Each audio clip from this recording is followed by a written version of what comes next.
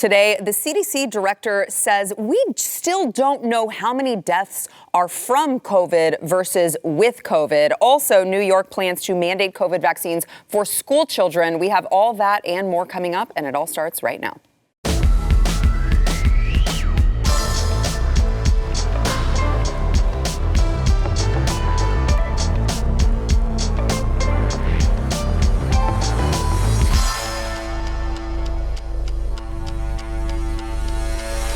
Hey, welcome to the news and why it matters. I am Sarah Gonzalez. Happy Monday. I have got a fun show for you in store tonight. I have two of my friends, but they have never been on together, I don't think. We have Stu Burgier, host of Stu Does America, and also John Doyle, BlazeTV contributor. And of course, you know John Doyle from Heck Off Commie. This is Heck Off Commie, John Doyle. But yeah, I was like, oh, wait, this could be a fun dynamic. The two of you guys together, never met.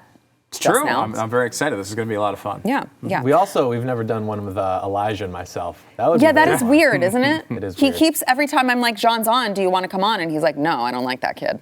Yeah, it was weird. He shows a lot of animosity. Is there something that happened in your past? It's more of an insecurity thing. Okay. Every time I'm in the room, you know, his takes and my takes is just sort of... Right. It is what it is. All right, so let's get into what happened over the weekend as far as the left continuing to kind of walk back. Stu, I know when you were on last week, we talked about this very same issue, which is the left continuing to sort of walk back all of the things that they had been saying were conspiracy theories. We had people getting deplatformed last year for saying, or 2 years ago even, for saying things like, hey, probably that death that you counted as COVID, that was some guy accidentally getting his head chopped off, was like not a COVID death. Maybe we should relook at this. Maybe we should look at the hospital incentives. And you were called all sorts of things. You were called a conspiracy theorist.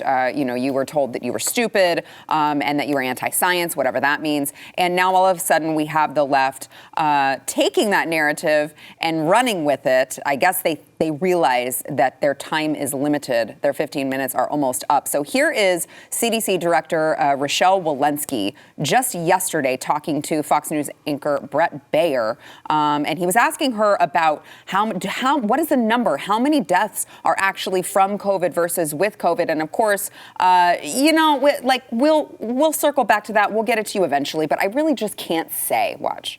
Do you know how many of the 836,000 deaths in the U.S.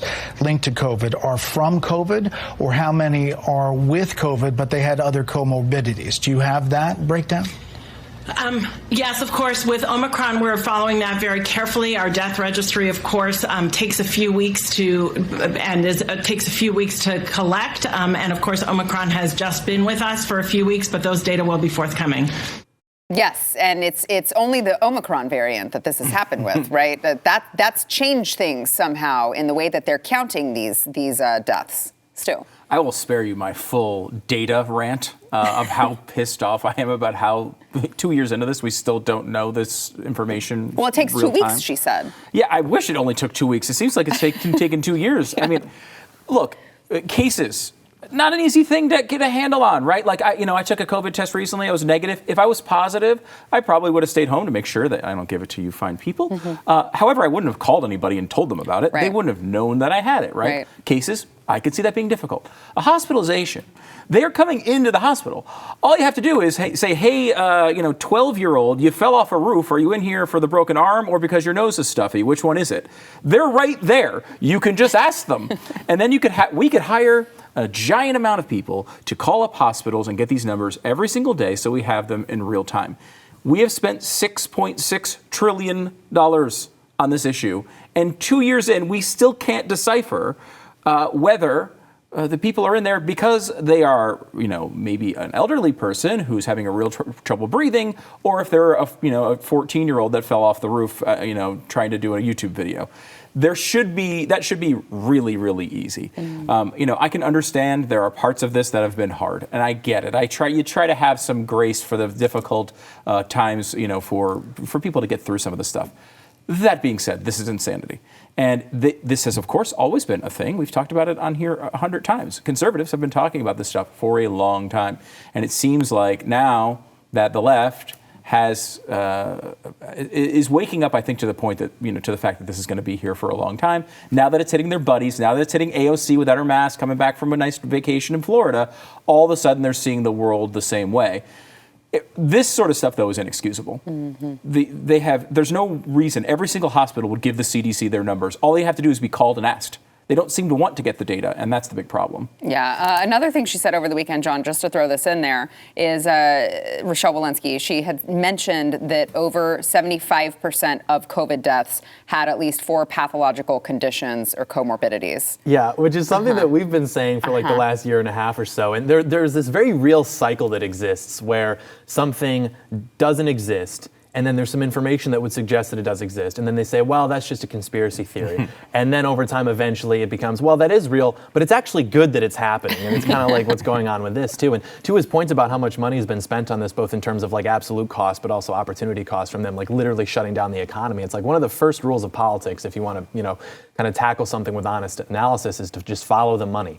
And it's like every hospital had an incentive to, literally a cash incentive to diagnose someone with COVID-19 through a PCR test, which, by the way, the inventor of the PCR test even came out and said that it could not be used reliably to diagnose a respiratory infection, to then put someone on a ventilator, which again is, I don't want to go as far as to say it's a death sentence. I would never suggest that, but the most common cause of death in the ICU is pneumonia induced by ventilators. So they had a cash incentive to put people on ventilators, and then also a cash incentive to write down COVID-19 on people's death certificate. So it's like that we could sort of analyze this information reliably is still totally up for debate. And the reason that they're now coming around to what we've been saying, which is more akin to what the data actually suggests, is because they know that they have midterms coming up. And Biden has to be able to say that we beat COVID in order to not get absolutely rinsed on those midterm election ballots. Yeah. Another thing that we have been saying this whole time that's really bothering me, that kind of goes into this, I just want to mention it really quickly, is there was a recent CDC study that revealed that children ages 12 to 17 hospitalized with COVID-19,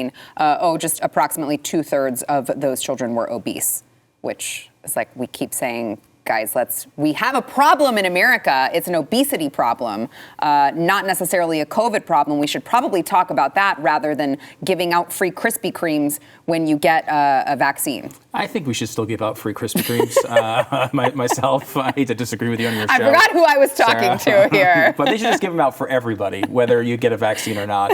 I want free donuts. All right, so let me, on the topic of COVID and vaccines, who is this? The new mayor, the New York City mayor, Eric Adams. I'm still getting used to not saying Bill de Blasio. Trust me, it is a good thing. I'm not complaining. I'm just saying I'm still getting used to not saying Bill de Blasio. He is now saying that they are going to mandate the COVID vaccine for school children, but I won't explain it. I will just let him explain himself. Watch. COVID is a formidable and moving target. And we have to pivot and shift based on that. And our policies have been rooted in, I need my children in school. And if my medical professionals tell me, Eric, we have to do a mandated vaccine, we're going to do that. Again, it's just strange because all of the data that I've seen, and I know, but I would say both of you guys are data guys, statistic guys. Stu, you are not only a data guy, you also are like the most pro-vaccine person I've ever met in my life. What data could you possibly think that they would be looking at that would suggest that school children need this vaccine to be mandated? There is absolutely no data that would indicate that whatsoever. I mean, look, I think you should be able to make a choice yourself as to whether you want to take the vaccine or not. That includes adults, by the way, includes people who are very vulnerable adults. Anybody should be able to make their own choice about what they put in their body, what medicines they take, what treatments they have. I mean, that's to me, a basic fundamental right, especially if you happen to live in the United States of America. But there's no data to support this whatsoever. You can go back to the very beginning of this. I remember one of the first interviews I heard about COVID-19, very early on, before it had any real effect here, was on the Joe Rogan podcast, and he had Michael Osterholm on there. Osterholm goes on to be an advisor to the Biden administration on COVID.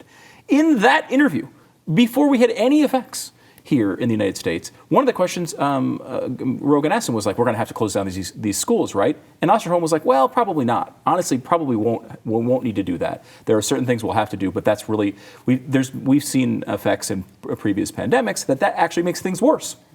This is like February 2020. And here we are in 2022, almost February 2022, 2 years later, where the same ridiculous arguments are being trotted out. There has never been a time where closing schools was a good idea. Maybe it was understandable in March 2020 for a short time when we got those, Yeah, like in the extended spring break that they made us take. Exactly. Fine. Like my kids were on spring break when everything kind of shut down, Right. and they thought about, they didn't bring them back right away. And like, look, I think pretty much every school in America didn't bring anybody back till the end of that year. Right. But here in Texas, my kids went back to school right at the beginning of in August of 2020, right when they were scheduled to go back. And they have been back at that school ever since with no major interruptions other than the time that we actually got COVID. So, there's so many.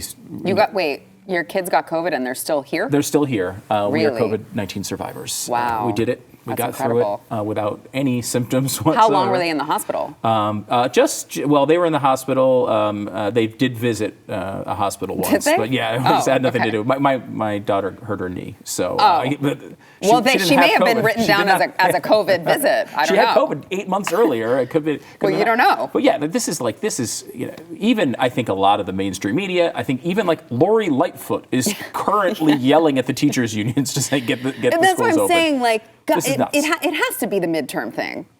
Yeah, right? no, like, it's like, what? Who the hell are you to say this? We were begging you guys to do this for a year and a half. Now all of a sudden you're acting like you were on board the whole time? Yeah, because it's never been about the science, which is always very funny to me because they always say, trust the science, trust the experts. But of course, expertise and science defined by whatever is immediately in accordance with the regime narratives, which is why I sold a t-shirt on my merch store recently that simply said, science is gay.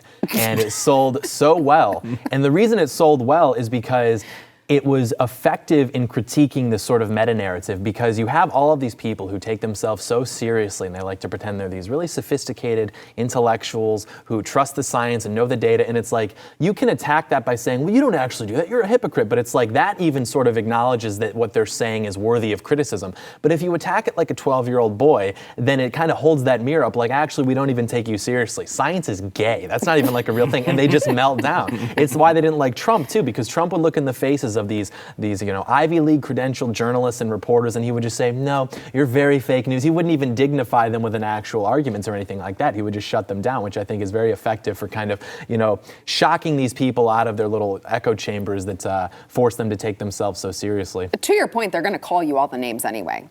Right? Yeah. Like it doesn't matter if you try to out-moral them. They're still going to call you a white supremacist and a homophobe and a transphobe and all of the other. One of the things the left does so effectively is they will invent things that are so distanced from reality that when they throw them at you, it's almost like throwing sand in the face of your opponent before hitting them. It's like you don't even know how to respond. Like when they come up with these narratives about how men can get pregnant and things like that, it's like I don't even know how to address that. And so I've been kind of thinking recently, like what if the right started doing that with just the way that like if we had, for example, a congressman in the Republican Party who during a session of Congress made a comment towards AOC that was something just like, you should really smile more. Something like that. That would shatter these people's brains because it's like, wait a minute, they are like all the things that we said they are, and they wouldn't know how to respond. And if we just kept doing that, that could actually shift the paradigm in a way that I think would be more advantageous to us. I just like the idea of someone saying that to AOC. No, I've been trying to rhetorically lockpick my audience over the last few months to hey, you should run for Congress. You should sexually harass AOC. Just without saying it explicitly. I would never call for that. But that would actually, first of all, it's a good way to make history real quick. Your name's going to be there forever. But then also it's like you could kind of shock these people into wait, now how do I respond to this? And then we could kind of start to march down the field a little bit, I think. I think you said you'd never call for that, but he you're just on the air right now. You do realize this is a national. It's a deep fake. This is a witch hunt.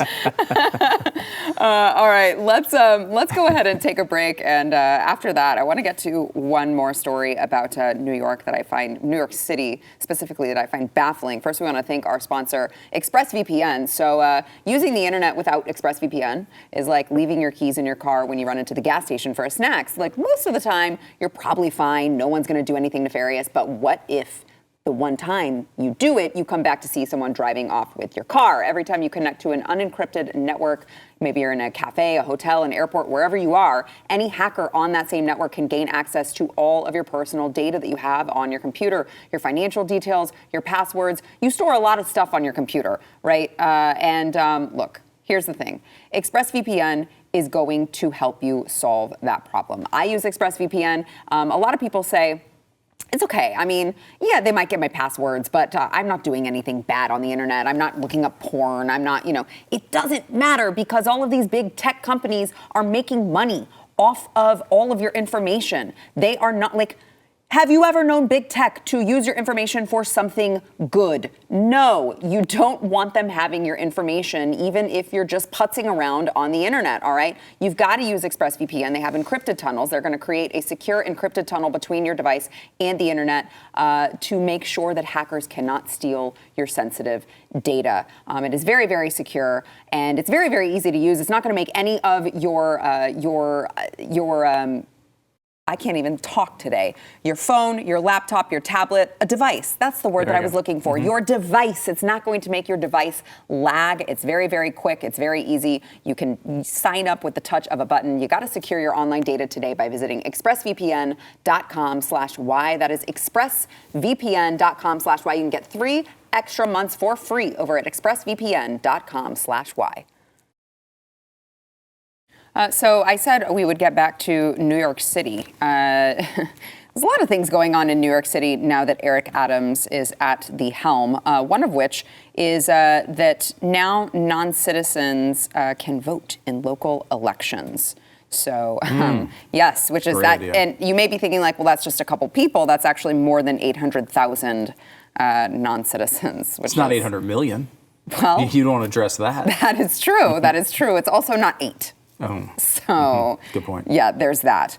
But he said, I believe that New Yorkers should have a say in their government, which is why I have and will continue to support this important legislation. While I had some concerns about one aspect of the bill, I had a productive dialogue with my colleagues in government that put those concerns at ease. I believe allowing the legislation to be enacted is by far the best choice and look forward to bringing millions more into the democratic process. Don't we know that's what you guys are looking forward to? Because speaking of, going back to the last segment, conservatives being conspiracy theorists. Speaking of that. I feel like we've said stuff like this before. Speaking of that, you're a conspiracy theorist if you believe that the left loved all of these non-citizens coming over because they wanted to eventually give them the ability to vote in elections. Now, this isn't a presidential election, but local elections, it's happening. It's amazing. He wants New Yorkers to have a voice in the process. They do.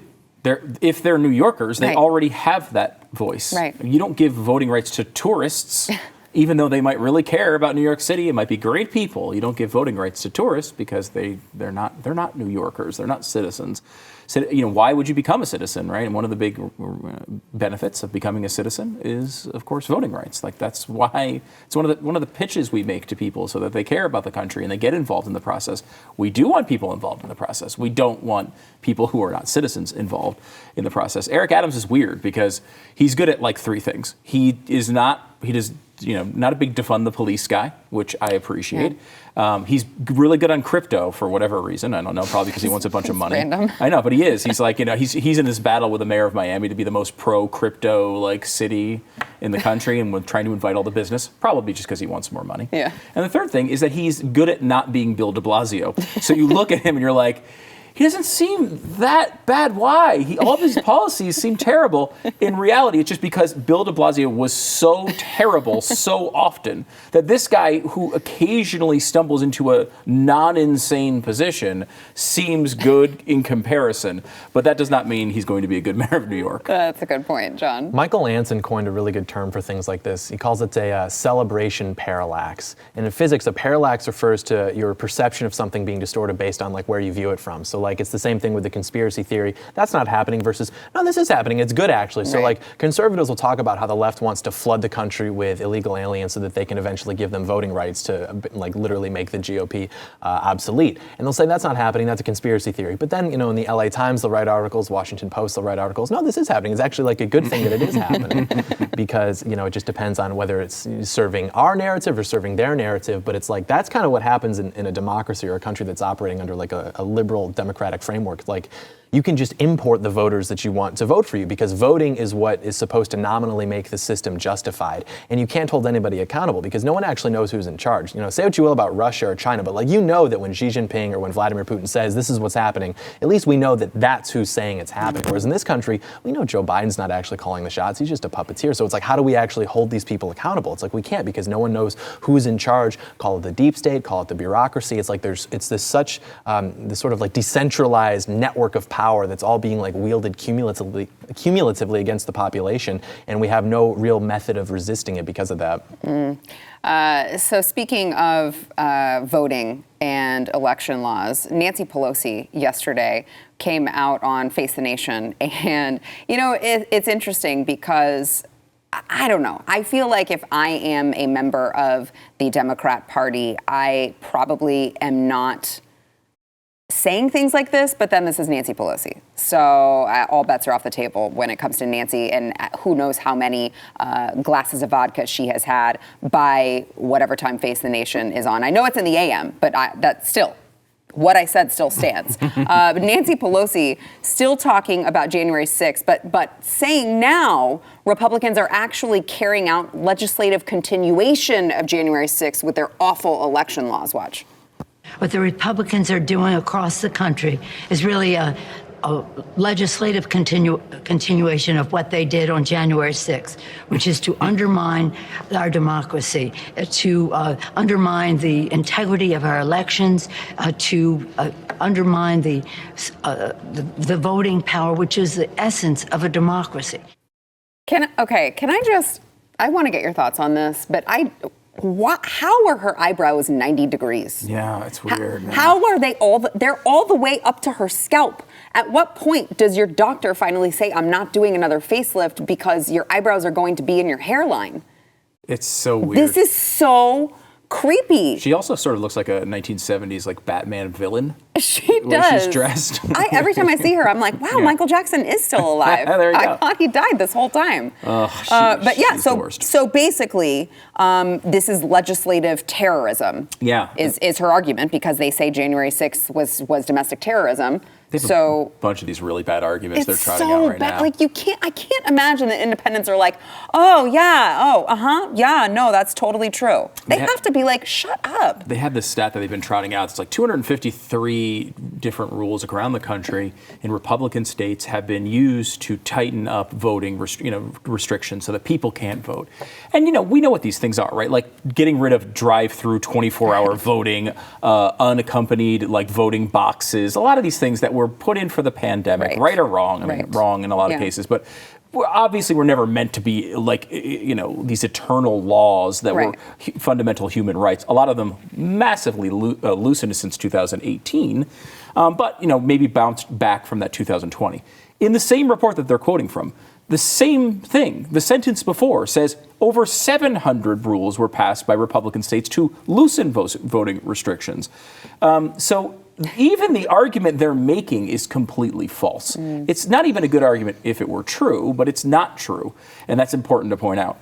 They do this all the time. They want to push down. They want to keep pushing people into thinking that that the system doesn't work, and it's the same thing they're accusing the Republicans of. They keep saying January 6th they were trying to lie to people about the elections.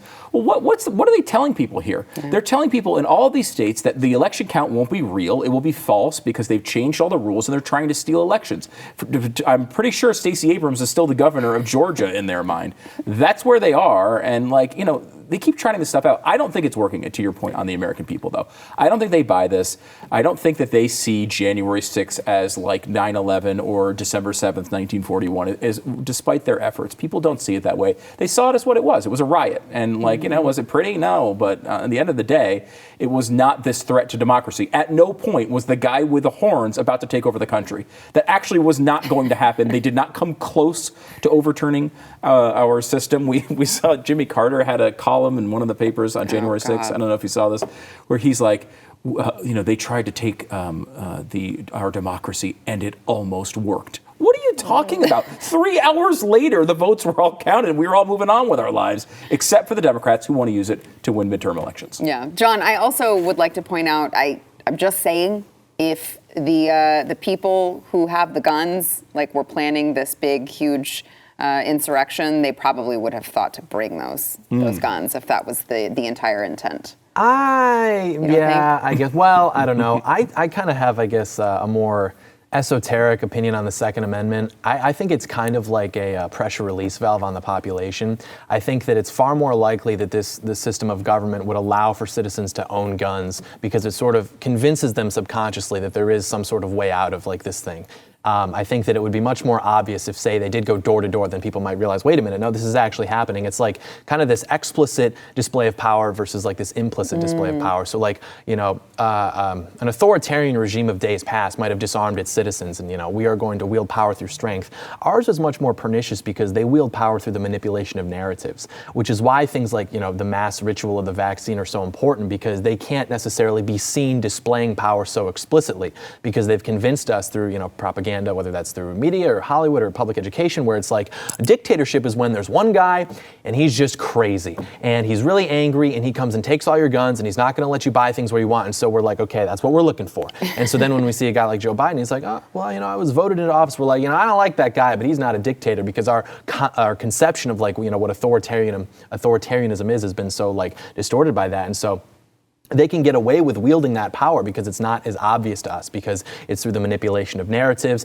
or these displays of mass compliance to those narratives. We're going to have the NFL run ads saying NFL is gay. We support Black Lives Matter. So no matter where you look, this is what we're doing. We're all on this page. And if you don't like it, well, there's no escape from it. Or even the vaccine. There's no evidence to suggest that it actually works, that it prevents transmission or even makes symptoms less severe. But it's you're still going to do it because you're going to salute to the same flag of this ideological regime.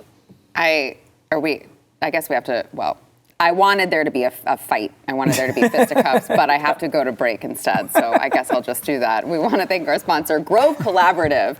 A new year means a fresh start and a chance to change the way, not only that you care for the planet, but I want to talk about making sure that all of the household products that you have are safe for your family, for your children, for your pets. You can find everything you need for a sustainable home at Grove Collaborative. Grove carries hundreds of products aimed at replacing single-use plastics across your home and personal care routine. But they have all of these concentrated cleaners and refillable glass bottles. But the products are really, they work. I use them. They have Mrs. Meyer's. They have things that you can find. I don't know. You could go to Whole Foods and find it for triple the cost, or you can go to Grove Collaborative and go get it from there. It's going to save you money, and you're still going to be getting the same awesome household products and cleaners that you rely on. Again, I use Mrs. Meyer's. I use a ton of stuff from there. I find it all at Grove, and I know that when I'm getting it, it's going to not only work, but also be safe for my children, for my pets. And I have a lot of those. I have 2 of each. I have 2 kids, I have 2 dogs, and I have 2 cats. I have a lot of beings in my household to make sure to keep safe. I can do that with Grove. You can too. You can go to grove.com/news today to get a free gift set worth up to $50 with your first order. Shipping is fast and free. You don't need to go to those big stores where you're going to spend way more money than you have to. Get started over at grove.com/news. That is grove.com/news. The United States Navy is adding 2 weeks of training to its bootcamp program that focuses on, suicide, sexual assault prevention, hazing, and extremism, and racism, and also the rise of extremism, because, they're saying there were several former and active military members who took part in the January 6th Capitol riot. I like that even in this article that I'm reading, it says after several. It's how many are we talking about, and why is this included in a boot camp training program if you're talking about like a handful of people who like went to a rally of a president that they may have supported personally? Very interesting. But yeah, they are going to expand this 8-week boot camp. And, look, I do think that their suicide prevention when it comes to our military members is very important. But the racism and the rise of extremism, I don't really trust the Navy to not just like go full woke on all of these things. One might argue that they're already there. And what I really want them to do is just like be prepared to defend our country. I don't trust that they can do that. That sounds like an extremist view. We're going to have to send you to Navy camp as well. Crap. I'm sorry. This is something they do all the time, I feel like, on the left. They try to make the military members that come back and serve our country and do all these things that are really important to us having a civilization and make them into the enemies. Mm-hmm. Of course, there are military members that believe all sorts of insane things, just like there are baristas that believe regular people, yeah. Right, like they're just... That's just true. And of course, when you train a bunch of people to be good with weapons, occasionally some will be terrible, right? Like we've seen that in the past. There's been some examples of that. There's no reason to believe this is a major problem. To target these people who do these things that nobody in Congress would do themselves, and if they did do themselves, we'd be even more screwed. It's just a cynical thing, Mm-hmm.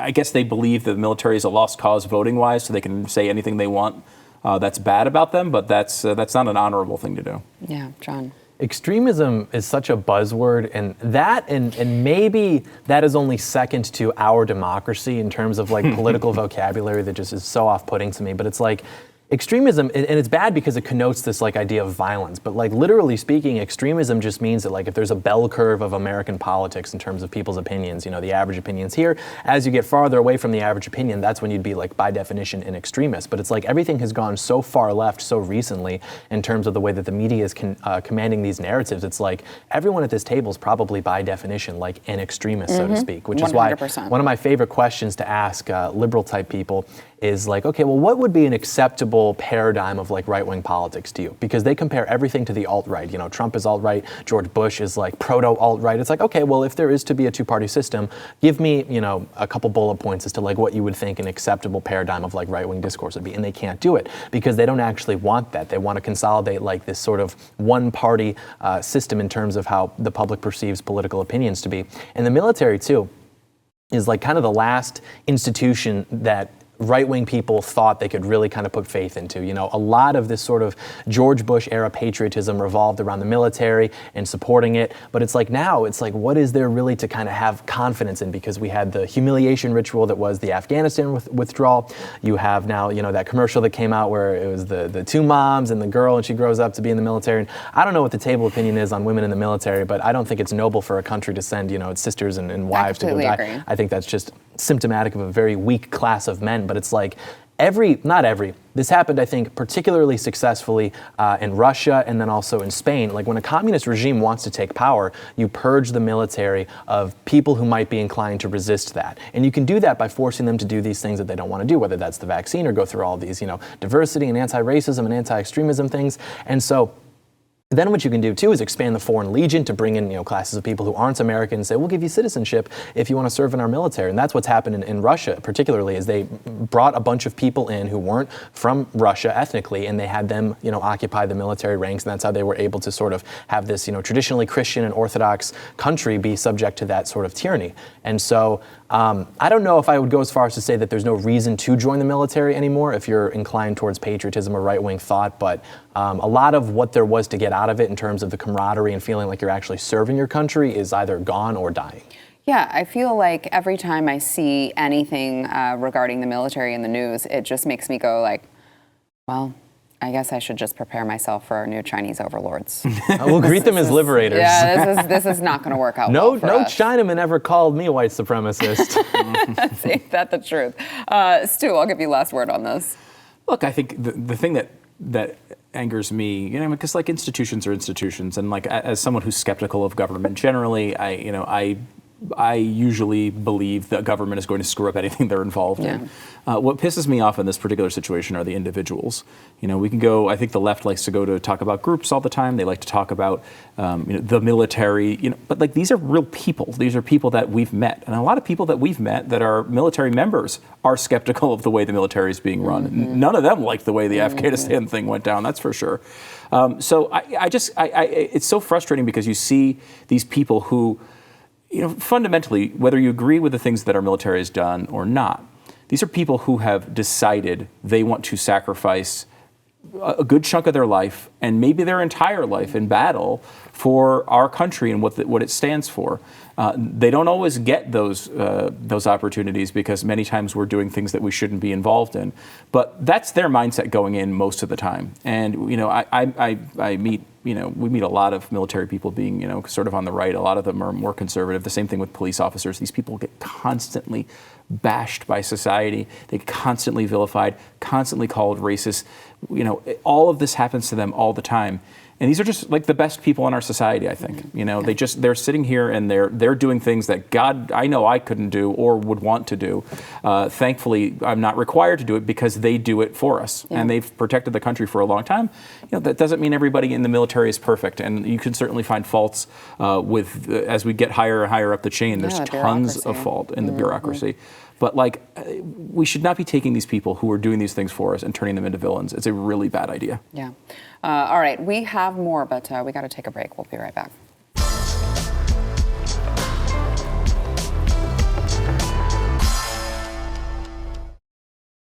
Facebook's parent company, Meta, has become the latest California corporation to at least partially move to Texas. They've signed a giant lease. I'm sure you guys, if you were to guess which city in Texas a company like Facebook would be moving to, I'm sure you'd be shocked to hear that it is, of course, downtown Austin. So it is apparently, for those of you who are familiar with downtown Austin, it says the lease is the largest ever in downtown Austin and larger than the entire Frostbank Tower in terms of square feet.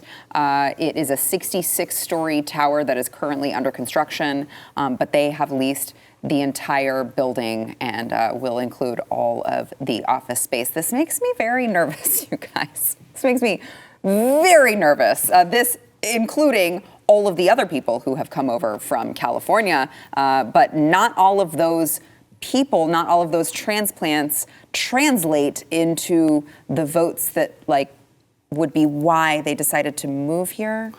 I know. This happens all the time, right? Yeah. I lived in a county in Pennsylvania, which was a suburban county of Philly, and all the people in Philly were like, "I got to get the hell out of here. This is terrible." And they'd all move to this county, and then it slowly turned purple, and now it's probably leaning blue. This does happen. There also, I think, though, the good thing about Texas is lots and lots of people who were conservative in states like New York and California are moving here too, so that they really wanted to get out of there. These businesses are moving here too, and that's hopefully this is going to get balanced out. I mean, I'm not a big believer in some big blue wave affecting Texas in the near term.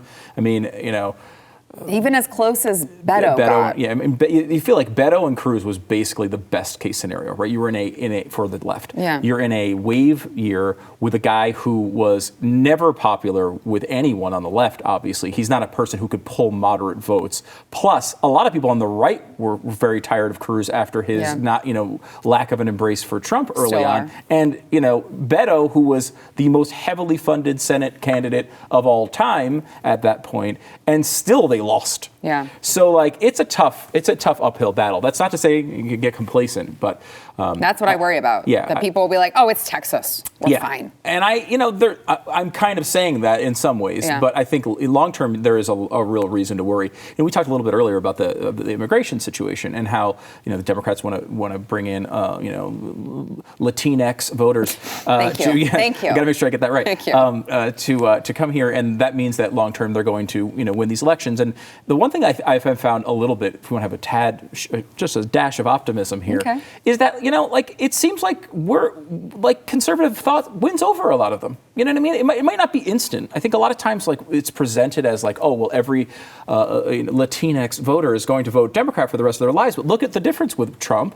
We saw it as well in 2020, 2018, 2016, a move of Latino voters to the left. I think the COVID situation, for all of its obvious negatives, has had real positive effect to people who are maybe moderate and realizing, wait a minute, this is the direction the Democrats want to go. I don't want to vote for those guys. I think a person who is maybe immigrated here from Mexico and is a citizen now and has had their family here for a generation or two looks at the situation and says, wait a minute, I'm a hardworking person. I want to be able to control my life and be able to go out. I don't even need to be approved by the government to go out and meet my grandmother for Christmas. Like, this is insanity. And I think that has really slapped people in the face that might be gettable, and some of them are, I think, gettable. I don't think as conservatives we should look at all these groups and say, okay, well, we're never going to win them over. We can win them over. Our ideas are better. Well, we're going to have to win them over because they won't stop coming here, John. Yeah, it is kind of a race against the clock. Like, are we going to be able to win them over before we have like this sort of how much damage will be done before we get a chance to win them over? Yeah. It is interesting too because Hispanic men are now almost indistinguishable from like white working class voters in terms of their sympathy with some of Trump's more, I don't want to say extreme, but like more far right positions, which was very interesting. I saw that recently. Actually, I think they were even in more support of it than even like white working class men. But it is kind of like this burden of eternal smugness that we on the right participate in so often, where we see like liberal people moving from American states that are blue to American states that are red, and we're like, huh, I bet you think that your ideas aren't so hot now, but it's like they're still going to vote for them because they don't have the capacity to understand that, like, it's that old, what was it, Richard Weaver book, Ideas Have Consequences. And liberalism is sort of this like eternal fixation on this like sort of perpetual adolescence where everything like, what if it could be like this? And what if it could be? And that's why as you get more conservative, you get married, you have children, you become, or I should say, as you get older, you become more conservative because of things like that. So I'm confident that we can probably assimilate a decent proportion of Hispanic voters to our ideas. I'm less confident with immigrants coming from China and immigrants coming from parts of Africa because almost like the way that they assimilate, if they do, you're not seeing white picket fences in American Pie. It's like they're assimilating to the predominant American culture that is like this anti-culture. So they'll go to the universities and then they'll learn all these things about critical race theory and these like sort of like suicidal ideologies that America's propagating through its institutions. And it's like, then they start to subscribe to that. Like, I grew up 20 minutes north of Detroit, and so we have like Hamtramck, there's a large Muslim population. And it's like, I'm seeing these girls in hijabs talking about like, all these talking points that I'm hearing from like the white girls too. And there's almost this like weird unification between them, where they both are mad at me for being conservative, and it's just like, all right. And being white. Yeah, you should not be white. Yeah. Sure. Or male. Or male, yeah. I'm things. Actually very offended by just being at this table with both of you right now. All right, we got to take a break. We'll be back.